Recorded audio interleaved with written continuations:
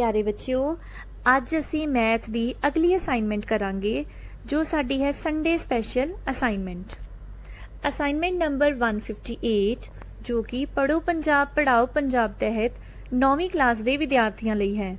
ਇਸ ਅਸਾਈਨਮੈਂਟ ਵਿੱਚ Punjab achievement survey ਤੇ ਆਧਾਰਿਤ 10 ਕੁਐਸਚਨ ਹੋਣਗੇ ਜਿਸ ਦੇ ਵਿੱਚ ਅਸੀਂ ਮੈਥ ਦੇ 2 ਚੈਪਟਰ ਕਵਰ ਕਰਾਂਗੇ। ਪਹਿਲਾ ਟੌਪਿਕ ਹੈ ਪ੍ਰੋਬੇਬਿਲਿਟੀ ਸੰਭਾਵਨਾ ਜਿਹਦੇ ਵਿੱਚ 1 ਤੋਂ ਲੈ ਕੇ 5 ਤੱਕ ਦੇ ਕੁਐਸਚਨ ਹੋਣਗੇ। दूसरा टॉपिक जिहड़ा असीं कवर करांगे वो है लाइन्स एंड एंगल्स रेखावां ते कोण जिहदे विच 6 तो लैके 10 तक दे क्वेश्चन होणगे। पहला क्वेश्चन करदे हां, the probability of each event lies between dash and dash. किसी घटना दे वापरन दी संभावना डैश अते डैश दे विचकार हुंदी है। बेटा ये तुसी जो टॉपिक है प्रोबेबिलिटी या संभावना ये तुसी 8वीं क्लास दे विच भी करके आए हो ਤੇ ਫਰਦਰ ਇਹ 10ਵੀਂ ਕਲਾਸ ਜਾਂ ਲਾਈਫ ਲੌਂਗ ਤੁਹਾਡੇ ਨਾਲ ਚੱਲਣ ਵਾਲਾ ਟੌਪਿਕ ਹੈ। Actually it is very interesting topic, ਬਿਲਕੁਲ ਇੱਕ ਗੇਮ ਵਰਗਾ ਮਾਡਲ ਹੈ। ਪਹਿਲੇ ਥੋੜਾ ਜਿਹਾ ਇਹਦਾ ਬੇਸਿਕ ਸਮਝਦੇ ਹਾਂ ਕਿ ਵਟ ਇਜ਼ ਪ੍ਰੋਬੇਬਿਲਿਟੀ। ਪ੍ਰੋਬੇਬਿਲਿਟੀ ਦਾ ਮਤਲਬ ਹੈ ਸੰਭਾਵਨਾ ਜਾਂ ਪੋਸਿਬਿਲਿਟੀ ਜਾਂ ਚਾਂਸ। ਕਿਸੇ ਗੱਲ ਦੀ ਕਿੰਨੀ ਸੰਭਾਵਨਾ ਹੈ, ਕੀ ਚਾਂਸ ਹੈ। ਜਿਵੇਂ ਮੈਂ ਕਿਸੇ ਸਬਜੈਕਟ ਦਾ ਟੈਸਟ ਦਿੱਤਾ, मेरे 70% तो उपर नंबर आउण दे की चांसिस हन। चलो समझते हाँ कि प्रोबेबिलिटी सानू एक पॉसिबिलिटी दिंदी है ताकि फ्यूचर विच होण वाले किसी ईवेंट या घटना नू असीं जज कर पाईए कि उसदे हो पाउण दे किन्ने चांसिस हन। जिवें सानू कोई पुछे कि दसो की चांस है कि कल बारिश होवेगी, या कोई सानू पुछे कि कल दे होण वाले मैच विच किहड़ी टीम जितेगी। इन्हां सारियां गल्लां नूं असीं मैथेमैटिकल नंबर दी फॉर्म दे विच लैके आ पाउण दा जो चैप्टर है दैट इज़ प्रोबेबिलिटी। ठीक है, मतलब कि असीं इन्हां सारियां गल्लां नूं जिहड़ियां फ्यूचर दे विच होणीआं हन उन्हां दे चांस किन्ने हन उन्हां नूं असीं मैथ दी फॉर्म दे विच लैके आना ही प्रोबेबिलिटी है। एक चीज़ होर तुसीं याद रखनी है कि प्रोबेबिलिटी असीं फ्यूचर दी कैलकुलेट करदे हां पास्ट दे डाटा या बिहेवियर नूं देखदे होए कि अज तक इस तरह होया ते अगे भी इवें ही होवेगा। ठीक है, इट मीनस प्रोबेबिलिटी जिहड़ी आ मैथ दे विच असीं उहनां नूं math they which P of E इहदे नाल लिखदे हां। E दा मतलब है ईवेंट, ईवेंट मतलब कोई घटना। हुण घटना की है, असीं इत्थे दुर्घटना नूं नहीं कहना हैगा। इत्थे घटना दा मतलब है कि क्वेश्चन दे विच प्रश्न दे विच सानू जिस ईवेंट जिस घटना दे बारे गल कीती गई है, जो भी सानू क्वेश्चन दे विच पुछया गया है वो साडे कोल ईवेंट होएगा या कोई घटना होवेगी। हुण इहदा मैथेमैटिकल फॉर्मूला करदे हां। Probability of event is equal to number of trials in which the event happened. मतलब इहदे विच की आ गया, कोशिशां दी संख्या जिस विच घटना घटी होवे divided by total number of trials कि टोटल नंबर ऑफ ट्रायल्स किन्ने ने, कि वो जिहड़ी गल होई है जिस गल बारे सवाल दे विच पुछया गया है ਉਹਦੇ कुल परिणामां दी संख्या किन्नी है। हुण असीं अपने क्वेश्चन ते चलदे हां। क्वेश्चन दे विच पुछया सीगा कि किसी भी ईवेंट दी जिहड़ी संभावना है वो किहदे विचकार हुंदी है। देखो जे ते कोई घटना नहीं हो रही, मतलब सानू पता ही है कि वो घटना कदे भी नहीं वापरेगी ते ਉਹਦੀ संभावना असीं मैथ विच 0 लिखदे हां। जिवें कि हुणे मैं कहां कि हुणे एकदम बारिश आ जाए, मान लो बहुत गर्मियां दा मौसम हैगा ਤੇ ਬਾਰਿਸ਼ ਦੀ ਕੋਈ ਸੰਭਾਵਨਾ ਹੀ ਨਹੀਂ ਹੈ ਤੇ ਮੈਂ ਪਹਿਲੇ ਹੀ ਕਹਿ ਦਾਂ ਕਿ ਹਾਂ ਜੀ ਬਾਰਿਸ਼ ਹੋਵੇਗੀ ਤੇ ਫਿਰ ਅਸੀਂ ਕੀ ਕਵਾਂਗੇ ਕਿ ਉਹਦੀ ਸੰਭਾਵਨਾ ਮੈਥ ਵਿੱਚ ਅਸੀਂ ਉਹਨੂੰ ਲਿਖਾਂਗੇ 0 ਸੰਭਾਵਨਾ ਹੈ। ਅਗਰ ਅਸੀਂ ਲਿਖ ਰਹੇ ਹਾਂ ਕਿ ਹਾਂ ਜੀ ਇਹ ਘਟਨਾ ਸੰਭਵ ਹੀ ਹੋਣੀ ਹੈ, ਬਿਲਕੁਲ ਹੋਣੀ ਹੈ, ਉਹਨੂੰ ਅਸੀਂ ਮੈਥ ਦੇ ਵਿੱਚ ਲਿਖਦੇ ਹਾਂ 1 ਦੇ ਬਰਾਬਰ, ਕਿ ਉਹਦੀ ਸੰਭਾਵਨਾ 1 ਦੇ ਬਰਾਬਰ ਹੈ। ਜੇ ਤੇ ਕੋਈ ਘਟਨਾ ਬਿਲਕੁਲ ਅਸੰਭਵ ਘਟਨਾ ਹੈ, ਜੇ ਕੋਈ ਬਿਲਕੁਲ ਅਸੰਭਵ ਘਟਨਾ ਹੈ ਜਿਹੜੀ ਕਦੀ ਵਾਪਰ ਹੀ ਨਹੀਂ ਸਕਦੀ ਫਿਊਚਰ ਵਿੱਚ, ਉਹਦੇ ਲਈ ਅਸੀਂ ਮੈਥ ਵਿੱਚ ਲਿਖਦੇ ਹਾਂ ਕਿ ਉਹਦੀ ਪ੍ਰੋਬੇਬਿਲਿਟੀ 0 ਹੈ। ਅਗਰ ਤੇ ਕੋਈ ਘਟਨਾ ਨਿਸ਼ਚਿਤ ਰੂਪ ਵਿੱਚ ਵਾਪਰੇਗੀ, ਮਤਲਬ ਸੰਭਵ ਹੀ ਹੈ, ਉਹ ਬਿਲਕੁਲ ਹੋਣੀ ਹੀ ਹੋਣੀ ਹੈ, ਉਹਨੂੰ ਅਸੀਂ ਲਿਖਦੇ ਹਾਂ ਮੈਥ ਵਿੱਚ 1। ਤੇ ਜਿਹੜੀਆਂ ਪ੍ਰੋਬੇਬਿਲਿਟੀ ਹੈ ਉਹ ਇਹਨਾਂ ਦੋਨਾਂ ਨੰਬਰਾਂ ਦੇ ਵਿਚਕਾਰ ਹੀ ਰਹਿੰਦੀ ਹੈ ਕਿ ਜਾਂ ਤਾਂ ਕੋਈ ਘਟਨਾ ਹੋ ਸਕਦੀ ਹੈ ਜਾਂ ਕੋਈ ਘਟਨਾ ਨਹੀਂ ਹੋ ਸਕਦੀ। ਹੋਵੇਗੀ ਤੇ ਅਸੀਂ ਕਵਾਂਗੇ 1, नहीं होवेगी तो ਅਸੀਂ ਕਵਾਂਗੇ 0। ਇਸ ਕਰਕੇ probability of each event lies between 0 and 1। ਕਿਸੇ ਘਟਨਾ ਦੇ ਵਾਪਰਨ ਦੀ ਸੰਭਾਵਨਾ 0 ਅਤੇ 1 ਦੇ ਵਿਚਕਾਰ ਹੁੰਦੀ ਹੈ ਤੇ ਸਾਡਾ ਆਨਸਰ ਆਵੇਗਾ ਆਪਸ਼ਨ ਨੰਬਰ 3 ਜਿਹੜਾ ਹੈਗਾ 0, 1। ਹੁਣ ਅਸੀਂ ਚੱਲਦੇ ਹਾਂ ਅਗਲੇ ਕੁਐਸਚਨ ਦੇ ਉੱਪਰ। if PE is equal to 0.44 then find the value of P naught E। ਜੇਕਰ PE ਦੀ ਵੈਲਿਊ ਬਰਾਬਰ ਹੈ 0.44 ਤਾਂ ਫਿਰ P naught E ਕੀ ਹੋਵੇਗਾ। ਦੇਖੋ ਪ੍ਰੋਬੇਬਿਲਿਟੀ ਦੀ ਜਿਹੜੀ ਵੈਲਿਊ ਹੈ ਉਹ 0 ਤੋਂ 1 ਦੇ ਵਿਚਕਾਰ ਹੁੰਦੀ ਹੈ। ਵੱਧ ਤੋਂ ਵੱਧ ਕਿੰਨੀ ਹੋ ਸਕਦੀ ਹੈ 1 ਤੇ ਘੱਟ ਤੋਂ ਘੱਟ ਕਿੰਨੀ ਹੋ ਸਕਦੀ ਹੈ 0। ਇਹਦਾ ਮਤਲਬ ਹੈ ਕੁਐਸਚਨ ਦੇ ਵਿੱਚ ਜਾਂ ਕਿਸੇ ਪ੍ਰਯੋਗ ਵਿੱਚ ਸਾਰੀਆਂ ਹੀ ਸੰਭਾਵਨਾਵਾਂ ਦਾ ਜੋੜ 1 ਦੇ ਬਰਾਬਰ ਹੁੰਦਾ ਹੈ। sum of all the probabilities in an experiment will be 1। ਤੇ ਅਸੀਂ ਕੁਐਸਚਨ ਦੇ ਅਨੁਸਾਰ ਲਿਖਦੇ ਹਾਂ ਇਹਨੂੰ ਮੈਥਮੈਟੀਕਲ ਫਾਰਮ ਦੇ ਵਿੱਚ। PE ਨੂੰ ਅਸੀਂ ਅਗਰ ਪਲੱਸ ਕਰੀਏ probability of not E ਇਹ ਕਿਹਦੇ ਬਰਾਬਰ ਹੋਵੇਗੀ 1 ਦੇ ਬਰਾਬਰ ਹੋਏਗੀ। ਤੇ ਅਸੀਂ ਇੱਥੋਂ P naught E ਦੀ ਵੈਲਿਊ ਕੱਢ ਸਕਦੇ ਹਾਂ। ਕਿਵੇਂ ਕੱਢਾਂਗੇ 1 ਦੇ ਵਿੱਚੋਂ 0.44 ਮਾਈਨਸ ਕਰ ਲਓ। ਹੁਣ 1 ਦੇ ਵਿੱਚੋਂ ਅਸੀਂ 0.44 ਕਿਵੇਂ ਮਾਈਨਸ ਕਰਾਂਗੇ ਇੱਥੇ ਪੁਆਇੰਟ ਲਗਾ ਕੇ ਇੱਥੇ 0 ਲਗਾ ਦਾਂਗੇ। ਠੀਕ ਹੈ 1 ਨੂੰ ਅਸੀਂ 1.00 ਲਿਖਤਾ ਉਹਦੇ ਵਿੱਚੋਂ 0.44 ਮਾਈਨਸ ਕਰਤਾ ਤੇ ਸਾਡੇ ਕੋਲ ਆਨਸਰ ਕਿੰਨਾ ਆ ਗਿਆ ਇੱਥੇ 6 ਆ ਗਿਆ, ਇੱਥੇ ਆ ਗਿਆ 5, ਇੱਥੇ ਆ ਗਿਆ ਪੁਆਇੰਟ ਤੇ ਸਾਡੇ ਕੋਲ ਕਿਹੜੀ ਆਪਸ਼ਨ ਹੈ ਸੈਕਿੰਡ ਵਾਲੀ ਆਪਸ਼ਨ ਹੈ 0.56।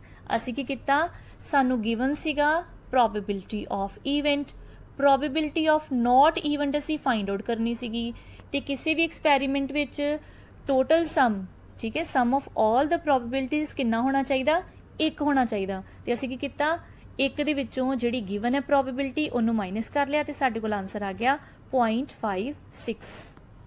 Next question is very interesting. find the probability of getting both heads in tossing of 2 coins।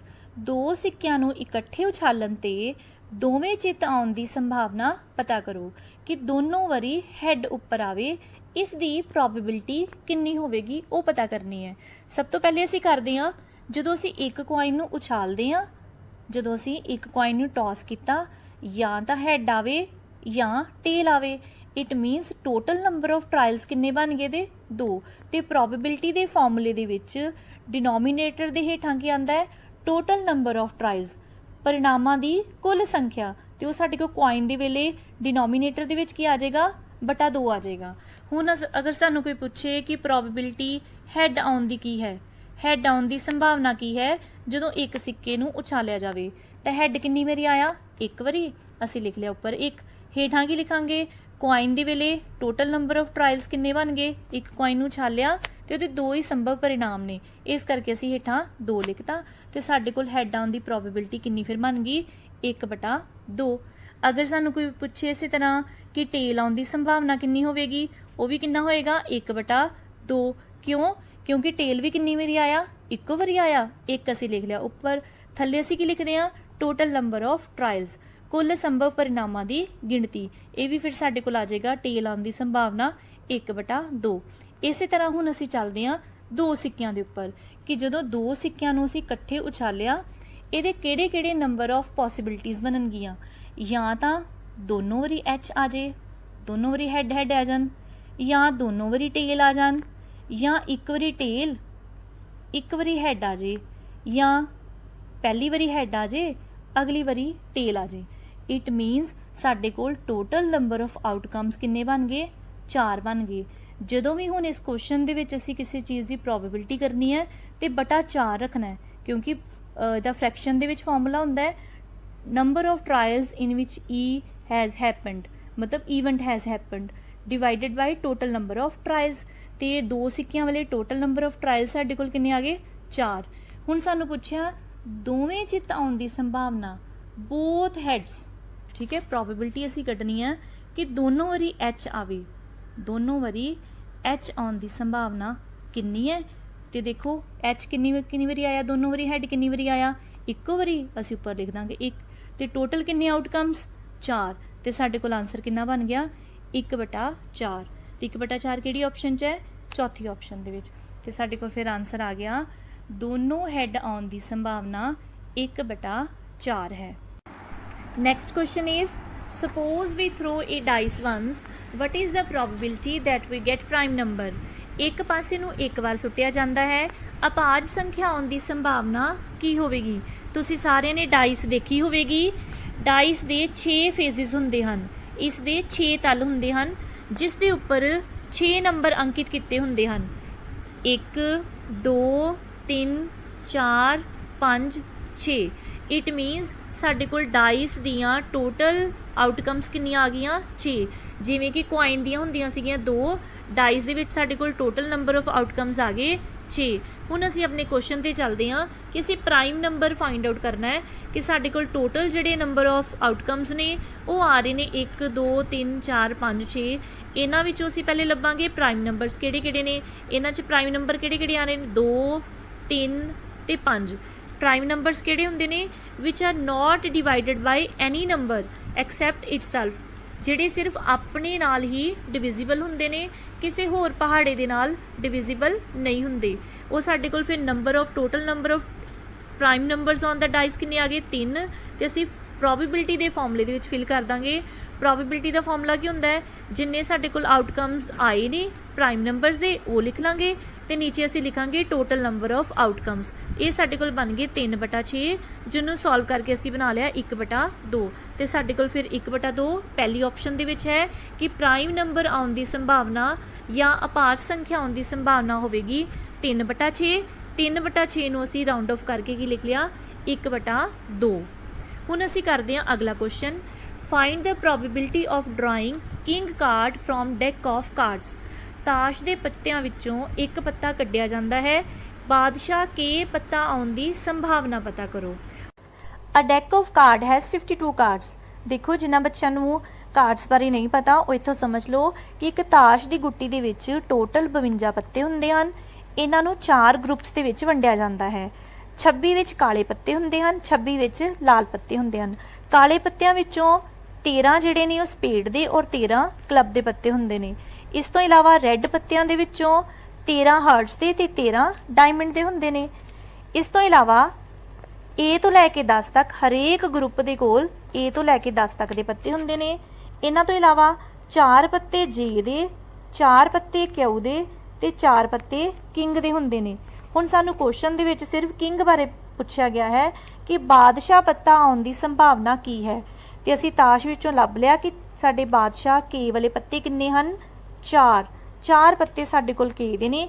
ਤੇ ਇਸ ਹਿਸਾਬ ਨਾਲ ਅਸੀਂ ਆਪਣੀ ਸੰਭਾਵਨਾ ਪਤਾ ਕਰਾਂਗੇ। ਕੇ ਪੱਤਾ ਪ੍ਰਾਪਤ ਕਰਨ ਦੀ ਸੰਭਾਵਨਾ 4 ਬਟਾ ਕੁੱਲ ਪੱਤੇ, ਕੁੱਲ ਕਿੰਨੇ ਆ ਗਏ ਸਾਡੇ ਕੋਲ? 52। ਤੇ ਸਾਡੇ ਕੋਲ ਫਿਰ ਸੰਭਾਵਨਾ ਆ ਗਈ 4/52। ਹੁਣ ਦੇਖੋ 4/52 ਇੱਥੇ ਕਿਤੇ ਵੀ ਨਹੀਂ ਲਿਖਿਆ ਹੋਇਆ, ਇਹਨੂੰ ਅਸੀਂ ਰਾਉਂਡ ਆਫ ਕਰ ਲੈਂਦੇ ਹਾਂ। ਇਹ ਬਣ ਗਿਆ ਸਾਡੇ ਕੋਲ 1/13। ਹੁਣ ਦੇਖੋ 1/13 ਕਿਤੇ ਹੈਗਾ? ਆ ਥਰਡ ਆਪਸ਼ਨ ਦੇ ਵਿੱਚ ਆ 1/13। ਇਟ ਮੀਨਸ ਸਾਡੇ ਕੋਲ ਫਿਰ ਰਾਈਟ ਆਨਸਰ ਆ ਗਿਆ ਆਪਸ਼ਨ ਨੰਬਰ 3। ਅਗਲਾ ਕੁਐਸਚਨ ਕਰਦੇ ਹਾਂ। ਹੁਣ ਅਗਲੇ ਜਿਹੜੇ ਕੁਐਸਚਨਸ ਨੇ, ਇਹ ਅਗਲਾ ਟੌਪਿਕ ਸਾਡਾ ਲਾਈਨਸ ਐਂਡ ਐਂਗਲਸ ਉੱਪਰ ਆਧਾਰਿਤ ਹੈ। ਇਹ ਵੀ ਬਹੁਤ ਜ਼ਿਆਦਾ ਇੰਟਰਸਟਿੰਗ ਹੈ, ਬਹੁਤ ਛੋਟੇ ਛੋਟੇ ਕੁਐਸਚਨਸ ਨੇ। ਪਹਿਲਾ ਕੁਐਸਚਨ 6ਵਾਂ ਕੁਐਸਚਨ ਹੈ, when 2 lines intersect at 1 point dash angles are equal. ਜਦੋਂ ਦੋ ਰੇਖਾਵਾਂ ਆਪਸ ਵਿੱਚ ਇੱਕ ਬਿੰਦੂ ਤੇ ਕੱਟਦੀਆਂ ਹਨ ਤਾਂ ਕਿਹੜੇ ਕੋਣ ਸਮਾਨ ਹੁੰਦੇ ਹਨ? ਜਦੋਂ ਦੋ ਰੇਖਾਵਾਂ ਆਪਸ ਵਿੱਚ ਇੱਕ ਬਿੰਦੂ ਤੇ ਕੱਟਦੀਆਂ ਹਨ ਤੇ ਉਹ 4 ਕੋਣ ਬਣਾਉਂਦੀਆਂ ਹਨ। ਆਮੋ ਸਾਹਮਣੇ ਵਾਲੇ ਕੋਣਾਂ ਨੂੰ ਅਸੀਂ ਸਿਖਰ ਸਨਮੁਖ ਕੋਣ ਜਾਂ ਵਰਟੀਕਲੀ ਆਪੋਜ਼ਿਟ ਐਂਗਲ ਕਹਿੰਦੇ ਹਾਂ, ਤੇ ਵਰਟੀਕਲੀ ਆਪੋਜ਼ਿਟ ਐਂਗਲ ਆਪਸ ਦੇ ਵਿੱਚ ਬਰਾਬਰ ਹੁੰਦੇ ਹਨ। ਸੀ ਦਾ diagram, these are vertically opposite angle which are equal in magnitude. It means ਸਾਡੇ ਕੋਲ ਜਿਹੜੀ ਆਪਸ਼ਨ ਹੈ ਉਹ ਹੈ ਥਰਡ ਵਾਲੀ ਆਪਸ਼ਨ ਕਿ ਦੋ ਕੋਣ ਕਿਹੜੇ ਬਰਾਬਰ ਹੁੰਦੇ ਹਨ? vertically opposite angles, ਸਿਖਰ ਸਨਮੁਖ ਕੋਣ। ਅਗਲਾ ਕੁਐਸਚਨ ਕਰਦੇ ਹਾਂ, find the supplementary angle of 56 degree. 56 degree ਦਾ ਸੰਪੂਰਕ ਕੋਣ ਪਤਾ ਕਰੋ। ਸੰਪੂਰਕ ਕੋਣ ਕਿਹੜੇ ਹੁੰਦੇ ਨੇ? ਜਿਨ੍ਹਾਂ ਦੋ ਕੋਣਾਂ ਦਾ ਜੋੜ 180 ਡਿਗਰੀ ਦੇ ਬਰਾਬਰ ਹੁੰਦਾ ਹੈ ਉਹਨਾਂ ਨੂੰ ਸੰਪੂਰਕ ਕੋਣ ਜਾਂ ਸਪਲੀਮੈਂਟਰੀ ਐਂਗਲ ਕਹਿੰਦੇ ਹਨ, ਜਦੋਂ ਦੋਵਾਂ ਦਾ ਕੋਣ 180 ਡਿਗਰੀ ਹੋਵੇ। ਹੁਣ ਦੇਖੋ ਸਾਡੇ ਕੋਲ 56 ਡਿਗਰੀ ਦਾ ਕੋਣ ਹੈ ਤੇ ਇਹਦੇ ਵਿੱਚ ਅਸੀਂ ਦੂਸਰਾ ਕੋਣ ਕਿਵੇਂ ਕੱਢਾਂਗੇ? ਇਹਦਾ ਜਿਹੜਾ ਸੰਪੂਰਕ ਕੋਣ ਹੈ ਉਹ ਕਿਵੇਂ ਪਤਾ ਕਰਾਂਗੇ? ਅਸੀਂ 180 ਦੇ ਵਿੱਚੋਂ 56 ਡਿਗਰੀ ਮਾਈਨਸ ਕਰ ਲਓ ਤੇ ਸਾਡੇ ਕੋਲ ਆ ਜਾਏਗਾ 4 2 1। ਇਹ ਆ ਗਿਆ ਸਾਡੇ ਕੋਲ ਸੈਕਿੰਡ ਵਾਲੀ ਆਪਸ਼ਨ 124 ਡਿਗਰੀ, ਕਿਉਂਕਿ ਸਪਲੀਮੈਂਟਰੀ ਐਂਗਲ ਦੋ ਕੋਣ ਜਿਨ੍ਹਾਂ ਦਾ ਜੋੜ 180 ਡਿਗਰੀ ਹੋਵੇ ਉਹਨਾਂ ਨੂੰ ਸਪਲੀਮੈਂਟਰੀ ਐਂਗਲਸ ਕਹਿੰਦੇ ਹਨ। Next question is question number 8. In the following diagram, which type of angles are shown? ਹੇਠਾਂ ਦਿੱਤੇ ਚਿੱਤਰ ਵਿੱਚ ਕਿਹੜੇ ਕੋਣ ਦਰਸਾਏ ਗਏ ਹਨ? ਡਾਇਗਰਾਮ 'ਚ ਦੇਖੋ ਇਹ ਜਿਹੜੇ ਗ੍ਰੀਨ ਕਲਰ ਦੇ ਕੋਣ ਦਿਖਾਏ ਗਏ ਨੇ, ਇਹਨਾਂ ਦੀ ਟਾਈਪ ਪੁੱਛੀ ਹੈ ਕਿ ਇਹਨਾਂ ਚਾਰਾਂ ਦੇ ਵਿੱਚੋਂ ਕਿਹੜਾ ਇਹਦਾ ਸਹੀ ਜਵਾਬ ਹੈ। ਚਲੋ ਅਸੀਂ ਇਹਨੂੰ ਸਮਝਦੇ ਹਾਂ ਚੰਗੀ ਤਰ੍ਹਾਂ। ਜਦੋਂ ਦੋ ਸਮਾਂਤਰ ਰੇਖਾਵਾਂ ਨੂੰ ਇੱਕ ਕਾਟਵੀਂ ਰੇਖਾ ਕੱਟਦੀ ਪਈ ਹੈ, ਦੇਖੋ ਦੋ ਸਮਾਂਤਰ ਰੇਖਾਵਾਂ ਉਹਨਾਂ ਨੂੰ ਇੱਕ ਕਾਟਵੀਂ ਰੇਖਾ ਕੱਟਦੀ ਪਈ ਹੈ ਤੇ ਟੋਟਲ 8 ਤਰ੍ਹਾਂ ਦੇ ਕੋਣ ਬਣਾਉਂਦੀ ਪਈ ਹੈ। ਕਿਵੇਂ? ਇੱਕ ਕੋਣ ਇੱਥੇ ਬਣੇਗਾ, ਇੱਕ ਕੋਣ ਇੱਥੇ ਬਣੇਗਾ, ਇੱਕ ਕੋਣ ਇੱਥੇ, ਇੱਕ ਇੱਥੇ, 4 ਬਣ ਗਏ ਉੱਪਰ ਵਾਲੀ ਸਾਈਡ ਤੇ ਕੋਣ ਤੇ 4 ਹੀ ਬਣਨਗੇ ਹੇਠਾਂ ਵਾਲੀ ਸਾਈਡ ਤੇ ਕੋਣ, ਤੇ ਟੋਟਲ ਨੰਬਰ ਆਫ ਕੋਣ, ਫਿਰ ਟੋਟਲ ਨੰਬਰ ਆਫ ਐਂਗਲਸ ਕਿੰਨੇ ਬਣ ਗਏ? 8 ਐਂਗਲ ਬਣ ਗਏ। ਇਹਨਾਂ ਦੀਆਂ ਵੱਖਰੀਆਂ ਵੱਖਰੀਆਂ ਟਾਈਪਸ ਹੈ। ਸਾਡੇ ਕੁਐਸਚਨ 'ਚ ਸੀਗਾ ਕਿ ਕਿਹੜੀ ਟਾਈਪ ਹੈ। ਦੇਖੋ ਸ਼ੋ ਹੋ ਰਹੇ ਨੇ ਜਿਹੜੇ ਕੋਣ ਸਾਡੇ ਕੋਲ, ਧਿਆਨ ਨਾਲ ਦੇਖੋ। ਇਹ ਦੇਖੋ ਇੱਕ ਕਾਟਵੀਂ ਰੇਖਾ, ਅਸਮਾਂਤਰ ਰੇਖਾ। ਅਸੀਂ ਕਿਹੜੀ ਸਮਾਂਤਰ ਰੇਖਾ ਲਈ ਹੈ? ਜਿਹੜੇ ਖੱਬੇ ਪਾਸੇ ਹੈ। ਇਸੇ ਤਰ੍ਹਾਂ ਇੱਕ ਕਾਟਵੀਂ ਰੇਖਾ ਆ ਰਹੀ ਹੈ ਔਰ ਸਮਾਂਤਰ ਰੇਖਾ ਖੱਬੇ ਪਾਸੇ ਦੇ ਨਾਲ ਇੱਕ ਕੋਣ ਬਣਾ ਰਹੀ ਹੈ। ਇੱਥੇ ਜਿਹੜੇ ਕੋਣ ਬਣਨਗੇ ਇਹ ਦੋਵਾਂ ਕੋਣ ਸਮਾਨ ਹੋਣਗੇ ਔਰ ਇਹਨਾਂ ਦਾ ਇੱਕ ਪਾਰਟਿਕੂਲਰ ਨਾਮ ਹੈ। ਇਹਨਾਂ ਨੂੰ ਅਸੀਂ ਕਹਿੰਦੇ ਹਾਂ ਸੰਗਤ ਕੋਣ ਜਾਂ ਕੋਰਸਪੋਂਡਿੰਗ ਐਂਗਲਸ, ਔਰ ਇਹ ਆਪਸ ਵਿੱਚ ਬਰਾਬਰ ਹੁੰਦੇ ਨੇ। ਦੇਖੋ ਆਹ ਦੋਨੋਂ ਕੋਣ ਵੀ ਹੋ ਗਏ। ਇਸ ਤੋਂ ਇਲਾਵਾ ਹੋਰ ਦੇਖੋ ਐਗਜ਼ਾਮਪਲ ਇਹ ਵਾਲੀ ਦੇਖ ਲੈਂਦੇ ਹਾਂ। ਆਹ ਦੇਖੋ ਆਹ ਸਮਾਂਤਰ ਰੇਖਾ ਔਰ ਇਹ ਨੀਚੇ ਵਾਲੇ ਪਾਸੇ ਆ ਰਹੀ ਹੈ ਕਾਟਵੀਂ ਰੇਖਾ। ਹੁਣ ਅਸੀਂ ਕਿਹੜੇ ਪਾਸੇ ਲਿਆ? ਸੱਜੇ ਪਾਸੇ। ਇਸੇ ਤਰ੍ਹਾਂ ਸਮਾਂਤਰ ਰੇਖਾ ਸੱਜੇ ਪਾਸੇ ਵਾਲੀ ਔਰ ਕਾਟਵੀਂ ਰੇਖਾ ਦੇ ਨਾਲ ਜਿਹੜਾ ਕੋਣ ਬਣ ਰਿਹਾ, ਇੱਥੇ ਦੋਨੋਂ ਜਿਹੜੇ ਕੋਣ ਬਣ ਰਹੇ ਨੇ ਇਹ ਕਿਹੜੇ ਕੋਣ ਹੋਣਗੇ? ਸੰਗਤ ਕੋਣ। ਇਸ ਤੋਂ ਇਲਾਵਾ ਹੋਰ ਵੀ ਕੋਣ ਹੋ ਸਕਦੇ ਨੇ ਇੱਥੇ, ਜਿਵੇਂ ਕਿ ਸਾਡੇ ਕੋਲ ਹੈਗਾ ਉੱਪਰ ਵਾਲੀ ਦਿਸ਼ਾ। ਇੱਧਰ ਦੇਖੋ ਇੱਕ ਕਾਟਵੀਂ ਰੇਖਾ, ਇੱਕ ਸਾਡੇ ਕੋਲ ਸੱਜੇ ਪਾਸੇ ਵਾਲੀ ਪਾਸੇ ਆ ਰਹੀ ਹੈ ਉੱਪਰ ਵਾਲੇ ਪਾਸੇ ਸਮਾਂਤਰ ਰੇਖਾ, ਉਹਦੇ ਨਾਲ ਇੱਕ ਕੋਣ ਬਣ ਰਿਹਾ ਇੱਥੇ। ਇਸ ਤੋਂ ਇਲਾਵਾ ਆ ਦੇਖੋ ਗ੍ਰੀਨ ਕਲਰ ਦੀ ਰੇਖਾ ਕਾਟਵੀਂ ਰੇਖਾ ਔਰ ਇੱਧਰ ਆ ਰਹੀ ਹੈ ਸਮਾਂਤਰ ਰੇਖਾ ਸੱਜੇ ਪਾਸੇ, ਔਰ ਇਹ ਦੋਨੋਂ ਉੱਪਰ ਵਾਲੀ ਦਿਸ਼ਾ 'ਚ ਬਣ ਰਹੇ ਨੇ ਕੋਣ।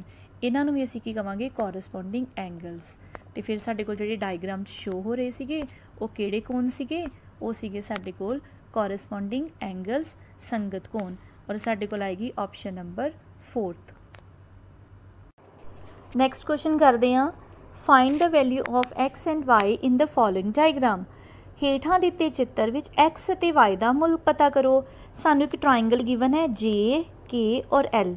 ਇਹਦੇ ਅੰਦਰ ਵਾਲੇ ਕੋਣ ਹੈ ਇੱਕ 45 ਡਿਗਰੀ, ਇੱਕ ਲਿਖਿਆ ਹੋਇਆ x ਤੇ ਇੱਕ ਲਿਖਿਆ ਹੋਇਆ y। ਅਸੀਂ ਇਹਨਾਂ ਦੋਨਾਂ ਦੀ ਵੈਲਿਊ ਪਤਾ ਕਰਨੀ ਹੈ। ਬਾਹਰ ਇੱਕ ਸਾਨੂੰ ਕੋਣ ਦਿੱਤਾ ਹੋਇਆ 120 ਡਿਗਰੀ, ਜਿਹਨੂੰ ਅਸੀਂ ਕਹਿੰਦੇ ਹਾਂ ਐਕਸਟੀਰੀਅਰ ਐਂਗਲਸ। ਬੱਚੇ ਇਹ ਜਿਹੜਾ ਕੁਐਸਚਨ ਹੈ ਇਹ ਅਸੀਂ 2 ਸਟੈਪਸ ਦੇ ਵਿੱਚ ਕਰਾਂਗੇ। ਪਹਿਲਾ ਸਟੈਪ ਹੈ ਬਾਹਰੀ ਕੋਣਾਂ ਨਾਲ ਰਿਲੇਟਡ। ਇਸ ਐਗਜ਼ਾਮਪਲ ਦੇ ਦੇਖੋ ਇੱਕ ਟ੍ਰਾਇੰਗਲ ਹੈ, ਠੀਕ ਹੈ। ਇੱਕ ਅਗਰ ਸਾਈਡ ਨੂੰ ਅਸੀਂ ਵਧਾ ਰਹੇ ਹਾਂ ਤੇ ਇੱਥੇ ਇੱਕ ਬਾਹਰੀ ਕੋਣ ਬਣਦਾ ਪਿਆ। ਇਸ ਕਰਕੇ ਇੱਕ ਥਿਊਰਮ ਦੇ ਅਨੁਸਾਰ ਬਾਹਰੀ ਜਿਹੜਾ ਕੋਣ ਹੁੰਦਾ ਹੈ, ਜਿਸ ਤਰ੍ਹਾਂ ਕੋਣ A ਹੈ, ਇਹ ਅੰਦਰੂਨੀ ਦੋ ਸਨਮੁਖ ਕੋਣਾਂ ਦੇ ਜੋੜ ਦੇ ਬਰਾਬਰ ਹੁੰਦਾ ਹੈ। ਜਿਵੇਂ ਕਿ if a side of triangle is produced, ਆ ਇੱਕ ਸਾਈਡ ਅਸੀਂ ਪ੍ਰੋਡਿਊਸ ਕੀਤੀ ਹੈ triangle the, the exterior angle is equal to the sum of the two interior opposite angles। ਇਹਨੂੰ ਅਸੀਂ ਇੱਕ ਐਕਟੀਵਿਟੀ ਦੇ ਰੂਪ 'ਚ ਵੀ ਕਰ ਸਕਦੇ ਹਾਂ। ਦੇਖੋ ਬਾਹਰੀ ਕੋਣ A ਨੂੰ ਅਸੀਂ ਚੇਂਜ ਕੀਤਾ, ਉਹਦੇ ਨਾਲ D ਵੀ ਆਟੋਮੈਟਿਕਲੀ ਚੇਂਜ ਹੋ ਰਿਹਾ। ਜੇ ਅਸੀਂ C ਨੂੰ ਚੇਂਜ ਕਰਦੇ ਹਾਂ, A ਤੇ D ਵੀ ਦੋਨੋਂ ਚੇਂਜ ਹੋ ਰਹੇ ਨੇ। ਲੇਕਿਨ ਤੁਸੀਂ ਫੋਕਸ ਕਿੱਥੇ ਕਰਨਾ ਹੈ? ਫੋਕਸ ਕਰਨਾ ਤੁਸੀਂ ਕਿ A ਮਤਲਬ ਬਾਹਰੀ ਕੋਣ ਦਾ ਜੋੜ ਅੰਦਰੂਨੀ ਦੋਨਾਂ ਕੋਣਾਂ ਦੇ ਜੋੜ ਦੇ ਬਰਾਬਰ ਰਹਿ ਰਿਹਾ ਹੈ। It means if a side of a triangle is produced, the exterior angle is equal to sum of the two interior opposite angles। ਇਸੇ ਬੇਸ 'ਤੇ ਅਸੀਂ ਆਪਣਾ ਪਹਿਲਾ ਪਾਰਟ ਕਰਦੇ ਹਾਂ। ਪਹਿਲਾ ਸਟੈਪ, ਪਹਿਲੇ ਸਟੈਪ ਦੇ ਵਿੱਚ ਕੀ ਹੈ? exterior angle is equal to sum of two interior opposite angle, मतलब कि ਜਿਹੜਾ 120 डिग्री है, ठीक है। अंदर वाले दोनों सन्मुख कोण ਕਿਹੜੇ ਕਿਹੜੇ 45 और x ਦੇ ਬਰਾਬਰ ਹੈ। ਇੱਥੋਂ ਅਸੀਂ x ਦੀ ਇਕੁਏਸ਼ਨ ਬਣਾ ਲਈ ਔਰ x ਦੀ ਵੈਲਿਊ ਕੱਢ ਲਈ। 120 ਚੋਂ 45 ਮਾਈਨਸ ਕਰਕੇ ਇਹ ਸਾਡੇ ਕੋਲ ਆ ਗਿਆ x ਦੀ ਵੈਲਿਊ 75 ਡਿਗਰੀ। ਹੁਣ ਅਸੀਂ ਕਰਾਂਗੇ ਇਹਦਾ ਅਗਲਾ ਪਾਰਟ, ਉਹ ਹੈਗਾ ਇੰਟਰਨਲਸ ਐਂਗਲਸ ਦੇ ਨਾਲ ਰਿਲੇਟਡ कि ਜਿਹੜੇ ਸਮ ਆਫ 3 ਐਂਗਲਸ ਆਫ ਟ੍ਰਾਇੰਗਲ ਹੈ ਉਹ 180 ਡਿਗਰੀ ਹੁੰਦਾ ਹੈ। ਤਿੰਨਾਂ ਅੰਦਰੂਨੀ ਕੋਣਾਂ ਦਾ ਜੋੜ 180 ਦੇ ਬਰਾਬਰ ਹੁੰਦਾ ਹੈ। ਇਹਦੀ ਵੀ ਅਸੀਂ ਇੱਕ ਐਕਟੀਵਿਟੀ ਕਰ ਲੈਂਦੇ ਹਾਂ। ਜਦੋਂ ਅਸੀਂ ਏ ਕੋਣ ਨੂੰ ਚੇਂਜ ਕਰ ਰਹੇ ਹਾਂ ਉਹਦੇ ਨਾਲ ਆਟੋਮੈਟਿਕਲੀ ਬੀ ਅਤੇ ਸੀ ਕੋਣ ਵੀ ਚੇਂਜ ਹੋ ਰਹੇ ਨੇ। ਲੇਕਿਨ ਤੁਸੀਂ ਫੋਕਸ ਕਿੱਥੇ ਕਰਨਾ ਹੈ ਕਿ ਇਹਨਾਂ ਤਿੰਨਾਂ ਕੋਣਾਂ ਦਾ ਜੋੜ ਜਿਹੜਾ ਸਮ ਹੈ ਉਹ 180 ਡਿਗਰੀ ਹੀ ਰਹਿ ਰਿਹਾ ਹੈ। It means sum of 3 angles of a triangle is 180 degree. ਹੁਣ ਅਸੀਂ ਸਵਾਲ ਦਾ ਅਗਲਾ ਪਾਰਟ ਕਰਦੇ ਹਾਂ, ਸੈਕਿੰਡ ਸਟੈਪ ਦੇਖੋ ਅਸੀਂ ਇਹਦੇ 'ਚ ਕੀ ਕਰਾਂਗੇ। Sum of 3 interior angles is equal to 180। X ਦੀ ਵੈਲਿਊ ਸਾਡੇ ਕੋਲ ਆ ਗਈ। ਹੁਣ ਜਿੱਥੇ ਜਿੱਥੇ ਸਾਡੇ ਕੋਲ ਐਕਸ ਹੈ ਉੱਥੇ ਅਸੀਂ ਕੀ ਭਰ ਦਾਂਗੇ 75 ਭਰ ਦਾਂਗੇ। ਸਮ ਆਫ 3 ਇੰਟੀਰੀਅਰ ਐਂਗਲ ਸਾਡੇ ਕੋਲ ਕਿੰਨਾ ਆ ਗਿਆ 180 degree. X plus y plus 45 is equal to 180 degree. ਜਿੱਥੇ ਜਿੱਥੇ ਐਕਸ ਸੀਗਾ ਉੱਥੇ ਅਸੀਂ ਫਿਲ ਕਰਤਾ 75। ਅੱਗੇ ਆ ਗਿਆ ਸਾਡੇ ਕੋਲ ਵਾਈ ਪਲੱਸ 45। ਹੁਣ ਇਹ ਵਾਈ ਦੀ ਇੱਕ ਲੀਨੀਅਰ ਇਕੁਏਸ਼ਨ ਬਣ ਗਈ। ਅਸੀਂ y ਨੂੰ ਇੱਧਰ ਰਹਿਣ ਦੇਵਾਂਗੇ। 75 ਵੀ ਸਾਡਾ ਉੱਧਰ ਚਲਾ ਗਿਆ ਅਤੇ 45 ਵੀ ਇੱਧਰ ਚਲਾ ਗਿਆ ਔਰ y ਦੀ ਸਾਡੇ ਕੋਲ ਵੈਲਿਊ ਆ ਗਈ 180 ਵਿੱਚੋਂ 45 ਅਤੇ 75 ਮਾਈਨਸ ਕਰਕੇ ਆ ਗਿਆ 60 ਡਿਗਰੀ। ਹੁਣ ਇਸੇ ਤਰ੍ਹਾਂ ਸਾਡੇ ਕੋਲ x ਦੀ ਵੈਲਿਊ ਕਿੰਨੀ ਆ ਗਈ 75 ਡਿਗਰੀ ਔਰ y ਦੀ ਵੈਲਿਊ ਆ ਗਈ 60 ਡਿਗਰੀ। ਹੁਣ ਦੇਖੋ ਆਪਸ਼ਨਸ ਦੇ ਵਿੱਚ ਕਿੱਥੇ ਆ x 75 ਔਰ y 60 ਡਿਗਰੀ। ਇਹ ਸਾਡੇ ਕੋਲ ਹੈ ਪਹਿਲੀ ਆਪਸ਼ਨ ਦੇ ਵਿੱਚ ਅਤੇ ਸਾਡੇ ਕੋਲ ਫਿਰ ਇਸ ਕੁਐਸਚਨ ਦਾ ਰਾਈਟ ਆਂਸਰ ਆਏਗਾ ਪਹਿਲੀ option x is equal to 75 degree and y is equal to 65 degree. ਸਾਡੀ ਅਸਾਈਨਮੈਂਟ ਦਾ ਲਾਸਟ ਕੁਐਸਚਨ ਤੇ ਚੱਲਦੇ ਹਾਂ। Question number 10th find the value of x in the following diagram. ਚਿੱਤਰ ਵਿੱਚ x ਦਾ ਮੁੱਲ ਪਤਾ ਕਰੋ। ਹੁਣ ਦੇਖੋ x ਕਿੱਥੇ ਕਿੱਥੇ ਆ, ਇੱਕ ਹੈਗਾ x ਇੱਥੇ 3x ਦੇ ਨਾਲ, ਇੱਕ ਹੈਗਾ ਇੱਥੇ x। ਹੁਣ ਦੇਖੋ ਇਸ ਡਾਇਗਰਾਮ ਦੇ ਵਿੱਚ ਦੋ ਸਮਾਂਤਰ ਰੇਖਾਵਾਂ ਨੇ। ਆ ਦੋ ਸਮਾਂਤਰ ਰੇਖਾਵਾਂ ਆ ਗਈਆਂ, ਇੱਕ ਕਾਟਵੀਂ ਰੇਖਾ ਉਹਨਾਂ ਨੂੰ ਕੱਟਦੀ ਪਈ ਹੈ। ਅਤੇ ਮੈਂ ਹੁਣੇ ਤੁਹਾਨੂੰ ਸਮਝਾਇਆ ਸੀਗਾ ਕਿ ਜਦੋਂ ਦੋ ਸਮਾਂਤਰ ਰੇਖਾਵਾਂ ਨੂੰ ਇੱਕ ਕਾਟਵੀਂ ਰੇਖਾ ਕੱਟਦੀ ਹੈ ਅਤੇ 8 ਕੋਣ ਬਣਦੇ ਹਨ। ਇੱਥੇ ਹੁਣ ਕਿਹੜੀ ਪ੍ਰੋਪਰਟੀ ਯੂਜ਼ ਹੋ ਰਹੀ ਹੈ। ਹੁਣ ਦੇਖੋ ਇੱਥੇ ਕੋਣ ਕਿਹੜੇ ਕਿਹੜੇ ਦਿੱਤੇ ਹੋਏ ਨੇ। ਆਹ ਇੱਕ ਕਾਟਵੀਂ ਰੇਖਾ ਆ, ਠੀਕ ਹੈ। ਇੱਕ ਸਮਾਂਤਰ ਰੇਖਾ ਸੱਜੇ ਵਾਲੇ ਪਾਸੇ ਇੱਧਰ ਨੂੰ ਜਾ ਰਹੀ ਹੈ, ਇੱਕ ਇੱਧਰ ਨੂੰ ਜਾ ਰਹੀ ਹੈ ਔਰ ਕੋਣ ਕਿਹੜੇ ਸ਼ੋ ਕੀਤੇ ਨੇ, ਇੱਕ ਆਹ ਵਾਲਾ ਕੋਣ ਦਿੱਤਾ ਹੋਇਆ, ਇੱਕ ਆਹ ਵਾਲਾ ਕੋਣ ਦਿੱਤਾ ਹੋਇਆ। ਇਹਦਾ ਮਤਲਬ ਇਹ ਕਿਹੜੇ ਕੋਣ ਨੇ, ਕਾਟਵੀਂ ਰੇਖਾ ਦੇ ਇੱਕੋ ਪਾਸੇ ਬਣੇ ਹੋਏ ਅੰਦਰੂਨੀ ਕੋਣ ਨੇ। ਅਤੇ ਇਹਨਾਂ ਦੀ ਇੱਕ ਪ੍ਰੋਪਰਟੀ ਹੁੰਦੀ ਹੈ ਕਿ ਕਾਟਵੀਂ ਰੇਖਾ ਦੇ ਇੱਕੋ ਪਾਸੇ ਬਣੇ ਹੋਏ ਕੋਣਾਂ ਦਾ ਜੋੜ, ਇਹ ਦੇਖੋ ਇੱਕ ਕੋਣ ਇਹ ਵਾਲਾ ਬਣਿਆ ਹੋਇਆ, ਇੱਕ ਇਹ ਵਾਲਾ ਕੋਣ, ਕਾਟਵੀਂ ਰੇਖਾ ਦੇ ਇੱਕੋ ਪਾਸੇ ਬਣੇ ਅੰਦਰੂਨੀ ਕੋਣਾਂ ਦਾ ਜੋੜ 180 ਡਿਗਰੀ ਦੇ ਬਰਾਬਰ ਹੁੰਦਾ ਹੈ। ਇਹਨਾਂ ਨੂੰ ਕੋ ਇੰਟੀਰੀਅਰ ਐਂਗਲਸ ਵੀ ਕਹਿੰਦੇ ਹਨ ਜਿਨ੍ਹਾਂ ਦਾ ਸਮ 180 ਡਿਗਰੀ ਹੋਵੇਗਾ। ਹੁਣ ਅਸੀਂ ਆਪਣੇ ਕੁਐਸਚਨ ਦੇ ਅਕੋਰਡਿੰਗ ਦੇਖਦੇ ਹਾਂ ਕਿ ਗਿਵਨ ਕੀ ਹੈ ਸਾਨੂੰ। ਅੰਦਰ ਵਾਲੇ ਕੋਣ ਇੱਕ ਤੇ ਸਾਡੇ ਕੋਲ 3x ਤੇ 20 ਗਿਵਨ ਹੈ, 3x ਜਮਾ 20। ਦੂਸਰਾ ਕੋਣ ਸਾਨੂੰ ਦਿੱਤਾ ਹੈ 2x ਅਤੇ ਇਹਨਾਂ ਦੋਨਾਂ ਨੂੰ ਅਗਰ ਅਸੀਂ ਜਮ੍ਹਾਂ ਕਰ ਲਈਏ, ਦੋਨਾਂ ਕੋਣਾਂ ਨੂੰ, ਇੱਕ ਸਾਡੇ ਕੋਲ ਆਹ ਵਾਲਾ ਦਿੱਤਾ ਹੈ 3x ਜਮਾ 20, ਇੱਕ ਸਾਨੂੰ ਦਿੱਤਾ ਹੈ 2x। ਦੋਨਾਂ ਦਾ ਜੋੜ ਫਿਰ ਕਿਹਦੇ ਬਰਾਬਰ ਹੋਵੇਗਾ 180 ਦੇ ਬਰਾਬਰ। ਇਹ ਸਾਡੇ ਕੋਲ ਆ ਗਈ x ਦੀ ਫਾਰਮ ਦੇ ਵਿੱਚ ਇੱਕ ਇਕੁਏਸ਼ਨ ਬਣ ਗਈ। ਇਹਨੂੰ ਸੋਲਵ ਕਰ ਲੈਂਦੇ ਹਾਂ। 3x ਤੇ 2x ਕਿੰਨੇ ਮਿਲ ਕੇ ਬਣ ਗਏ 5x, ਠੀਕ ਹੈ। 20 ਉੱਧਰ ਚਲਾ ਗਿਆ, 180 ਦੇ ਵਿੱਚੋਂ ਅਸੀਂ 20 ਮਾਈਨਸ ਕਰ ਲਿਆ, ਸਾਡੇ ਕੋਲ ਆ ਗਿਆ 160 ਅਤੇ ਇੱਥੋਂ ਅਸੀਂ x ਦੀ ਵੈਲਿਊ ਫਾਈਂਡ ਆਊਟ ਕਰ ਲਾਂਗੇ। x ਦੀ ਵੈਲਿਊ ਆ ਗਈ ਸਾਡੇ ਕੋਲ 160/5। ਇਹਨੂੰ ਅਸੀਂ ਸੋਲਵ ਕਰਾਂਗੇ ਅਤੇ ਸਾਡੇ ਕੋਲ ਆਂਸਰ ਆ ਜਾਏਗਾ x ਦੀ ਵੈਲਿਊ 32 ਔਰ ਸਾਡੀ ਆਪਸ਼ਨ ਕਿਹੜੀ ਹੈ 32। ਆ ਤੀਸਰੇ ਨੰਬਰ ਵਾਲੀ ਸਾਡੀ ਆਪਸ਼ਨ ਆ ਗਈ ਸਹੀ ਜਵਾਬ 32 ਡਿਗਰੀ ਐਂਗਲ। ਇਹ ਸੀ ਸਾਡੀ ਅੱਜ ਵਾਲੀ ਅਸਾਈਨਮੈਂਟ। ਹੁਣ ਤੁਸੀਂ ਆਪ ਇਹਨਾਂ ਸਵਾਲਾਂ ਨੂੰ ਖੁਦ ਸੋਲਵ ਕਰੋ ਅਤੇ ਆਪਣੇ ਆਨਸਰਸ ਮੈਚ ਕਰੋ। Thank you.